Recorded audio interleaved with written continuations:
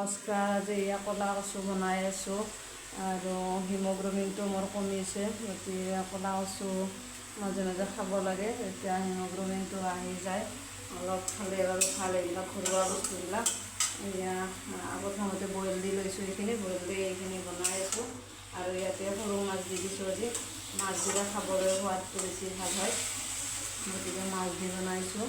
আৰু এয়া আমাৰ আপোনাৰ শুকান মাছৰ চাটনি, এইটো এয়া বনাইছোঁ। আৰু ল'ৰাক লাগি মাংস বনাইছিলোঁ, তো গা বেয়া হৈ আছে, জ্বৰ বমি এনেকুৱা হৈ আছে, খাম বুলি তথাপিও দিনৰ ভাগতে মাংস খাম বুলি কৈছিল, অনা নাছিলোঁ। তথাপিও কৈ থকাৰ কাৰণে কালিৰ পৰা আনিলে, দিলোঁ। এতিয়া অলপো নাখালে বাৰু, এতিয়া নেমু দিয়ে এই 2 টোপালমান খুৱাইছোঁ আৰু সেয়াই। এয়া কচু বনাইছোঁ, চাই থাকিব আপোনালোকে।